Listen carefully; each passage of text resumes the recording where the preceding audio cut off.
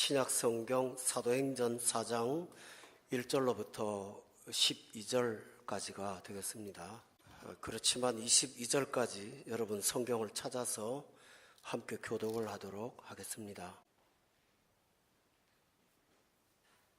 오늘 본문 말씀은 사도행전에 나오는 베드로 사도의 세 번째 설교가 되겠습니다. 장소는 유대의 최고 법정인 사네드린 재판정입니다. 이 장소는 예수님께서 재판을 받으신 법정이기도 합니다. 그리고 6절을 보시면 예수님께서 재판을 받을 때 등장했던 그 악인들이 모두 다 출동한 것을 보게 됩니다. 한번 보죠. 대제사장 안나스, 여러분 아시죠? 가야바, 예수님을 직접 신문했던 사람입니다. 요한과 알렉산더와 및 대제사장의 문중이 전체가 다 참여해서 사도들을 신문했던 이 재판이 오늘 본문의 내용이 되겠습니다. 모든 권력자들이 총동원된 것을 보면 유대 사회가 이 베드로의 사건에 관해서 얼마나 큰 비중을 두고 있는지를 우리가 짐작할 수가 있겠습니다.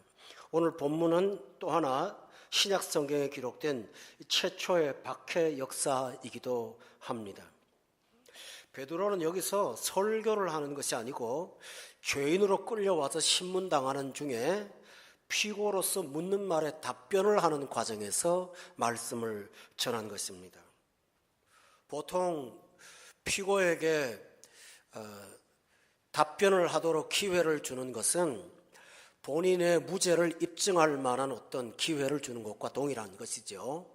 그런데 베드로는 자기 자신의 안전을 위한 무죄 입증을 말하지 않고 그는 엉뚱한 말을 하기 시작했습니다. 그 엉뚱함이 대단히 중요한 것입니다.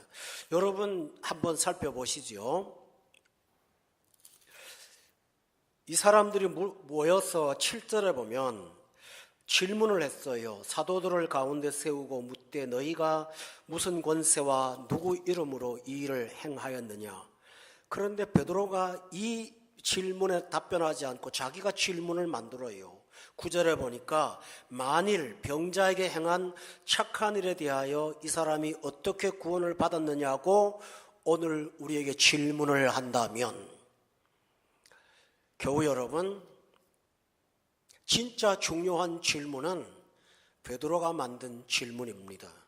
어떻게 구원받는가? 이것은 이 세상에 태어난 모든 사람은 반드시 물어봐야 될 질문입니다.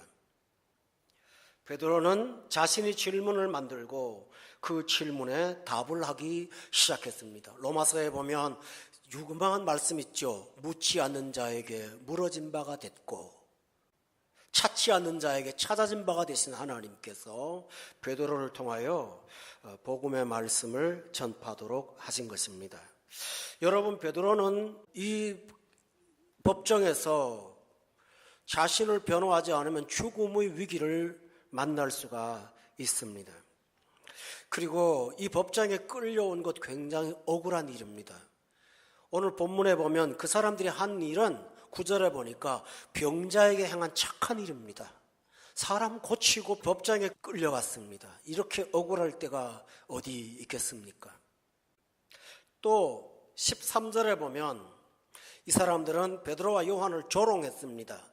그들을 본래 학문 없는 범인으로 알았다. 이 말은 한글 번역으로는 표현이 부족합니다. 헬라어 원문에 그람마토이라는 단어를 씁니다. 여러분 영어에 그래머라는 단어의 원형이 나옵니다. 그러니까 문법이라는 뜻인데 가 붙은 것은 부정접두어로서 그램마 하면 문법도 맞지 않는 말을 짓거리는 사람들, 이런 뜻입니다. 다시 말하면 무식한 사람들, 조롱받았습니다. 그러나 그 무식한 사람들의 말을 그들은 감히 대응할 수가 없었습니다. 베드로는 이렇게 무죄를 입증할 수 있는 억울한 시간에 그 시간을 자신들의 생명을 보호하는 데 쓰지 않고 말씀 전하는 데 사용했습니다. 하나님께서 예수님이 그들과 동행하실 때 그런 말씀하셨어요. 마태복음에 보면 저희가 너희를 공회에 넘겨 죽을 것이라고, 그럼에도 불구하고 전하라고 말씀을 하셨어요. 여러분, 하나님께서 생명의 위기를 당하면서도 제자들한테 꼭 전하라고 하신 말씀, 그것은 무엇일까요?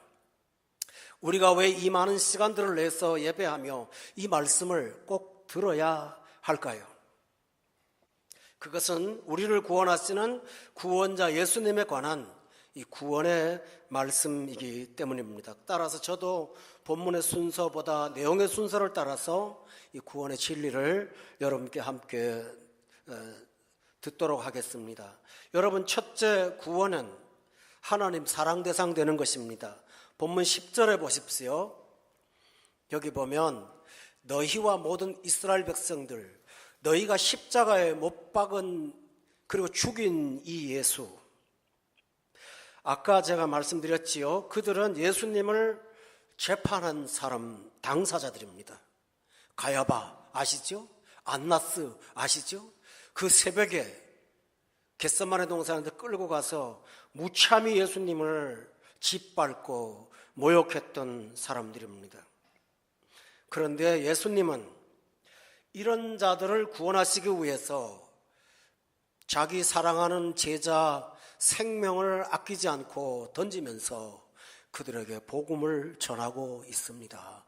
여러분, 이것은 하나님의 놀라운 사랑 아니겠습니까?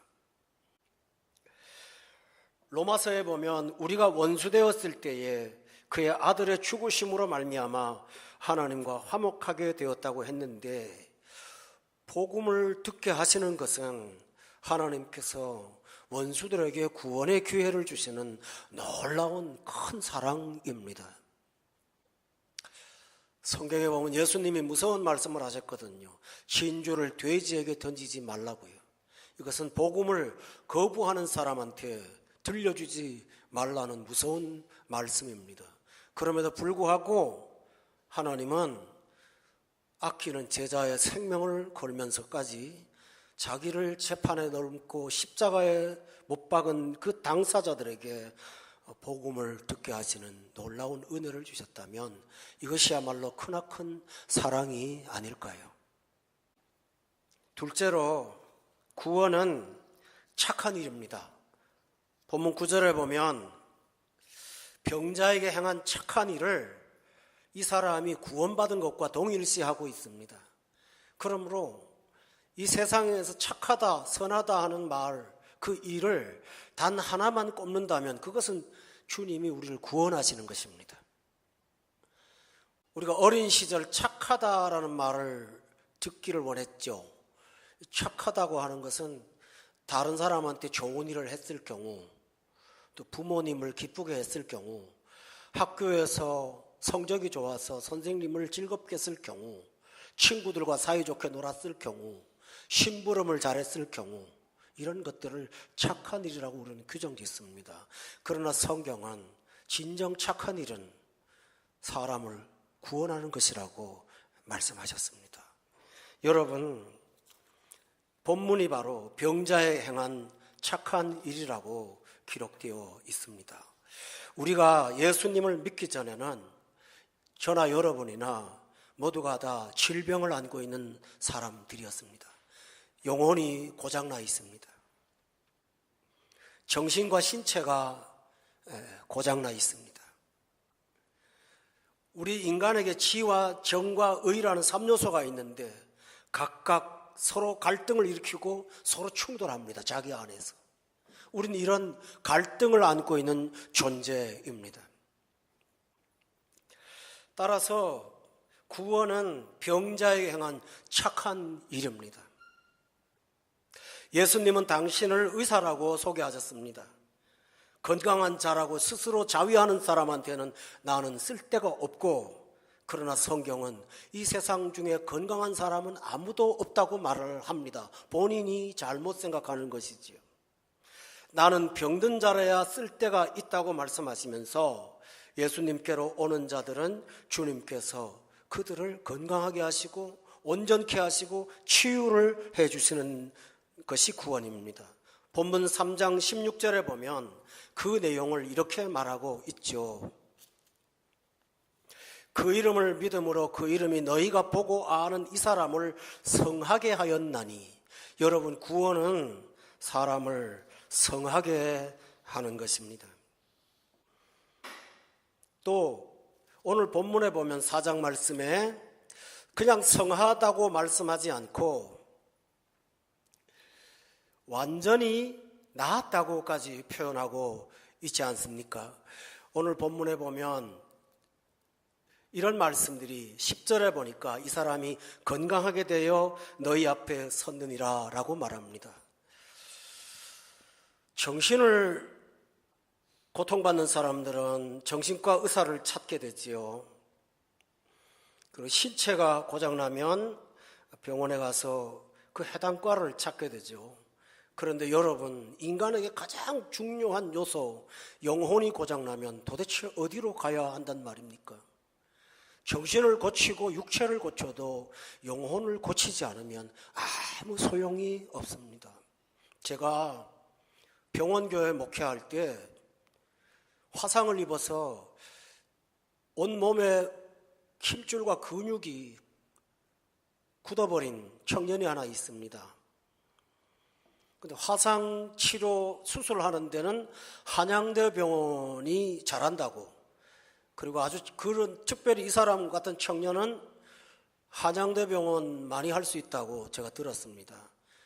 그런데 문제가 있습니다. 산업재해보험 환자이기 때문에 자기 돈을 내지 않고 국가 돈으로 치료를 받아야 되는데 병원에서 그런 환자들을 잘 받아주지 않습니다. 한대병원 앞에 가서 졸랐습니다. 이 사람 치료 좀 해달라고. 제가 그랬습니다. 한 생명 좀 살려주세요.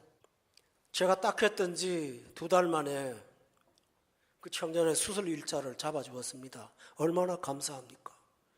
그래서 한 달 동안 수술 받고 치료하면서 평생 처음으로 이 손가락 움직이기 시작했습니다.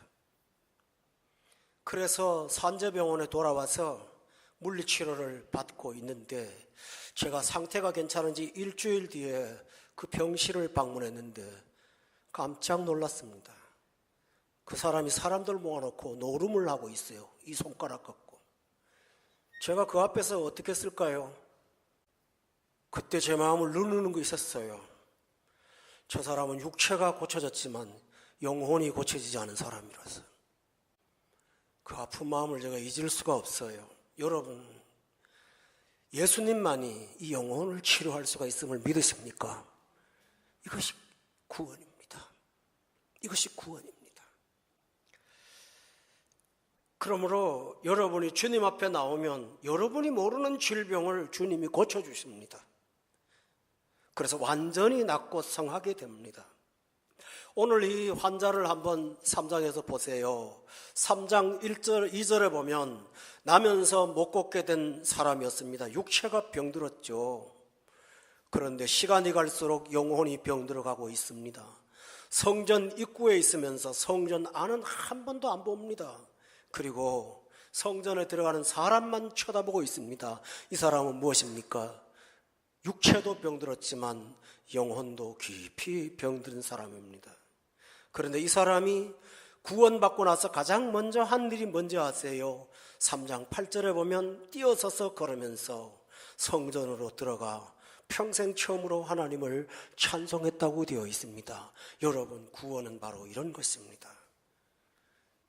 저는 온전하지 못해서 그렇게 울면서까지 치료받게 해줬고 결과적으로 한 영혼을 잃어버렸지만 베드로는 복음을 전해서 한 생명을 교회 밖에서 구원 안으로 들어오게 하는 귀한 일이 일어났습니다. 여러분이 예수 그리스도를 영접하면 여러분의 삶을 붙잡고 있는 여러분도 모르는 영혼의 질병을 주님이 깨끗이 치료하신다는 사실을 믿으시길 바랍니다. 세 번째로, 구원은 치료받은 건강한 사람의 삶을 온전히 세우는 것입니다. 본문 11절에 보십시오. 여기 보면 베드로는 이 예수는 너희 건축자들의 버린 돌로서 집 모퉁이의 머릿돌이 되었느니라 라고 했습니다. 여러분, 이 말은 구약성경 시편 118편 22절에 나오는 말씀입니다. 베드로가 인용을 한 거예요. 베드로 전서 후서에도 이 말을 또 반복하고 있습니다. 지금 현대 건축물들은 머릿돌이 없어요. 그 대신 시멘트로 기초를 쌓죠. 고대 건물들은 기둥을 세워서 그 위에 지붕을 얹고 벽을 만들죠. 가장 먼저 하는 일은 여러분이 그 그리스나 이런 데 가서 보시면 아시겠지만 그 옛날 그 왕궁이나 그런 신전의 터에 보면 거대한 방석 같은 돌들이 있는 것을 보게 될 거예요. 그게 바로 머릿돌이에요. 그 머릿돌 중에서 사각 머릿돌 중에 가장 쌓여야 되는 것이 제일 큰 건데, 그 머릿돌은 아무리 무거운 것도 받아줄 수 있는 만큼 무게의 하중을 받을 수 있는 튼튼한 것이라야 돼요. 여러분, 건축자들이 가장 먼저 건축을 하면서 설계도를 보면서 그 머릿돌을 찾아다닙니다. 찾아다니면서 이렇게 하겠죠. 아, 이 돌은 너무 약해, 버려요. 이 돌은 모양이 안 맞아, 버려요. 이 돌은 색깔이 너무 안 맞아, 버려요. 이 돌은 오래 못 가서 부서질 것 같아, 버려요. 그러다가 돌을 찾으니, 이 돌은 머릿돌로 쓸만해. 강도가 높아. 망치로 때려도 안 깨질 것 같아. 그래서 그 돌을 갖다 놓고 건축자들이 그 위에 집을 세웁니다. 그런데 여기 중요한 것을 베드로가 시편을 통해서 말합니다. 예수님이 누구냐는 것입니다. 건축자들이 버려버린 돌이라는 것입니다. 인생을 건축할 때 학문, 괜찮아. 학벌, 괜찮아. 돈 괜찮아. 외모 괜찮아. 인맥 괜찮아. 다 머릿돌 될 만해. 예수? 아니야. 예수는 아니야. 내 인생의 기초가 될 수가 없어. 건축자들이 버린 것입니다. 그리고 세웁니다. 여러분 기억하십니까? 예수님께서 산상수훈의 마지막 말씀에서 이런 말씀하십니다. 누구든지 자기 집을 모래 위에 세운 자는 바람이 불고 창수가 나고 날 때 무너지지만은 누군지 내 말을 듣고 순종하는 자는 반석 위에 세운 집과 같아서 바람이 불어도 흔들리지 않고 창수가 나도 무너지지 않는다고 말했을 때 이 반석은 누구일까요? 바로 예수 그리스도입니다. 베드로 사도가 주는 그리스도시요 살아계신 하나님의 아들이라고 고백했더니 예수님이 이렇게 말합니다. 내가 이 반석 위에 내 교회를 세워주겠다고. 음부의 권세가 해하지 못한다고 했습니다. 여러분은 인생의 기초를 무엇에다 세우십니까? 객관적인 사회적인 세상적인 예를 하나 들어볼게요. 세상에서 가장 뛰어난 명화들은 모두 다 예수 그리스도의 삶을 기초로 한 것들입니다. 여러분, 제 말을 들으면 모나리자 아니잖아요. 그렇죠? 그림을 제대로 보신다면 그런 말 못해요. 뒤에 그 그림을 그린 화가는 저 피아노의 세계로 넘어가는 천국을 그려놓고 있습니다. 여러분도 아시지요? 건축물도 마찬가지입니다. 음악도 마찬가지입니다. 음악도 가장 오래가면서 모든 사람의 심금을 울리며 영혼을 움직이는 노래들과 곡들은 모두가 다 성경을 중심으로 기록되어 있다는 사실을 여러분은 객관적으로 부정할 수가 없을 것입니다. 이것처럼 예수 그리스도는 건축자들의 버린 돌이었지만 그분은 스스로가 모퉁이 돌이 되어서 우리를 받쳐주고 있습니다. 구원받고 건강한 사람들은 예수님을 인생의 기초로 삼고 그 위에 그분의 말씀 위에 내 삶을 세워나갈 때 그 성은 견고한 성이 될 줄로 믿으시기를 바랍니다. 가정도 예수님이 주춧돌이 되어야 되고 직장도 사업도 주님이 머리통이 될 때 불황도 환난도 우환도 물러가며 든든히 서갈 줄로 믿으시기를 바랍니다. 인생은 건축자입니다. 창세기에 보면 최초의 세상 건축자가 누군지 아세요? 하나님을 떠난 사람이었습니다. 그 사람은 바로 에녹이라는 사람인데요. 이 사람은 에녹이라는 사람이 아니라요. 여러분, 가인이라는 사람인데요. 가인의 자식이 에녹이에요. 그런데 그는 자기를 위하여 성을 쌓습니다. 인생의 기초를 좌우로 세우고 이름을 에녹성이라 한 것은 아들의 이름을 기념하여서 이름을 세웠지만 그 끝에 보면 가인을 위해서는 벌이 7배로다라고 기록되어 있습니다. 여러분, 또 하나 있습니다. 사람들이 흩어짐을 면하기 위해서 저 이라크의 대평원에다가 모든 세계 사람이 모여서 벽돌을 구워서 세계 최초로 발명품입니다. 역청을 이겨서 바벨 탑을 쌓았습니다. 자기들의 명성을 높이자고 하는 명성, 인간의 자아, 인본주의의 기초를 갖고 성을 쌓았습니다.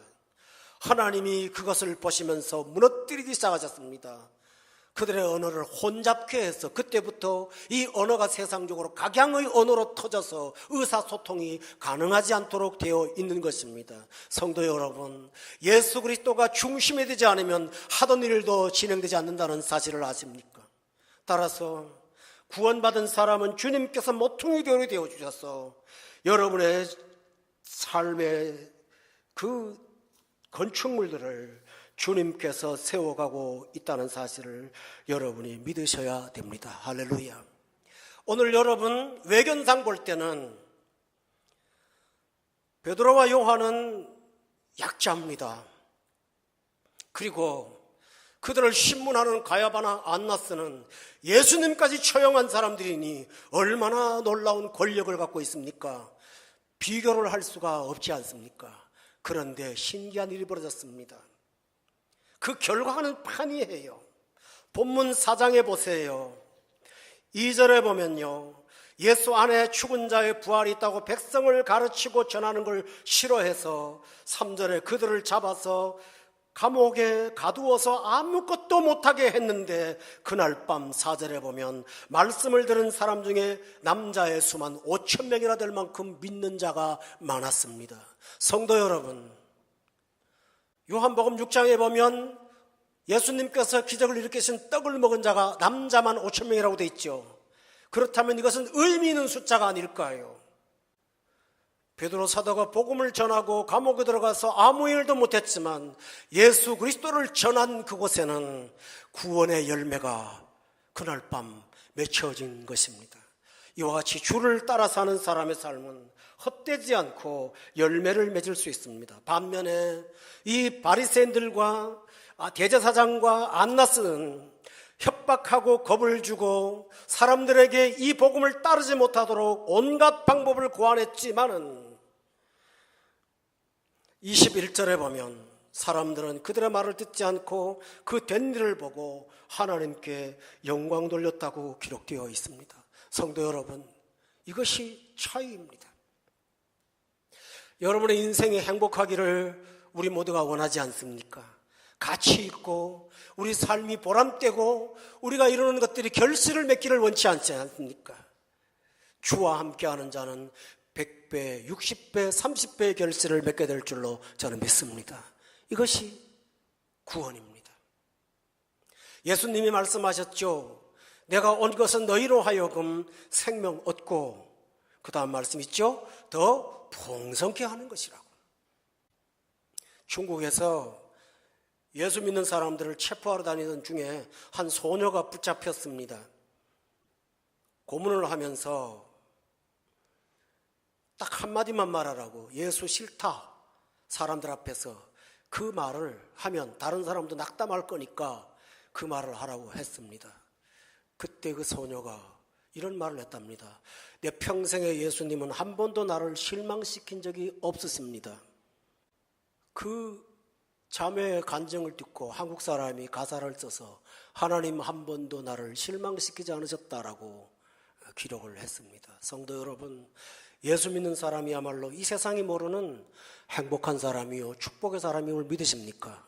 이보다 더 귀한 일이 어디 있을까요? 또 하나 중요한 사실입니다. 우리가 이 땅에서만 잘 살자고 세상을 따라가는 것은 아닙니다. 이 땅에서만 잘 살자고 예수 믿는 거 아닙니다. 구원은 그렇게 시간적으로 간단하지가 않습니다. 넷째로 구원은 본문 2절에 보면 되게 중요한 말씀을 하시죠. 그게 뭘까요? 예수 안에 죽은 자의 부활이 있다고. 여기 굉장히 중요한 말이죠. 죽은 자의 부활이 있다고. 죽은 자의 부활이 있다고. 구원은 이 땅에서 행복하게 살다가 죽음 너머의 부활의 생명을 다시 얻는 것이 바로 구원입니다. 사람들은 이상하게요, 가장 중요한 것을 생각하지 않으려고 그래요. 그것이 뭔지 아세요? 죽음이에요. 죽음에 대해서 의식하지 않으려고 그래요. 우리 교회도 다음 달에 수련회를 가는데요, 제가 한국의 교회 목회할 때 즐겨 찾던 수련회가 하나 있었습니다. 저 강원도 원주에 있는 것인데요, 이름은 무궁수련원이라고 인터넷 치면 나옵니다. 무궁화 빨래비누 장로님이 세운 무궁수련원입니다. 참 귀한 분이죠. 대한민국에서 그 수련원만 있는 독특한 게 하나 있습니다. 이 강단 바로 뒤에다가 예수 믿고 세상 떠난 성도들의 유골함을 진열해 놓았어요. 성도들은 다는 못 봐지만 사이드 걸 볼 수 있어요. 그 안에 수백 구의 이 유골들이 있어요. 경건한 성도들의 자리예요. 앞을 쳐다보면서 죽음에 대한 말씀을 들을 때 성도들이 어땠을까요? 너무 큰 은혜를 받더라고요. 여러분, 귀한 사실은 이 유골이 내 인생의 결정체가 아니고 이걸 넘어서 죽음 너머의 부활의 생명, 이것이 예수 믿고 구원받는 사람에게 주어지는 놀라운 생명임을 믿으십니까? 이것은 내세에만 있는 것이 아니라 지금도 여전히 역사하고 있습니다. 이런 사람은 실패하고 절망해도 부활의 생명을 갖고 소망을 잃지 않습니다. 이런 사람이 되는 것입니다. 그러므로 성도 여러분, 예수 그리스도가 우리의 구원자 되심을, 내가 죄인임을 고백하고 영접하는 사람한테 이 놀라운 선물을 주시는 하나님의 은총을 왜 거부하시려고 하십니까? 그런데 오늘 본문에 보면 누구보다 성경 많이 알고 누구보다 종교적으로 충실했던 사람들이, 본문에 보세요. 2절에 보면 예수 안에 죽은 자의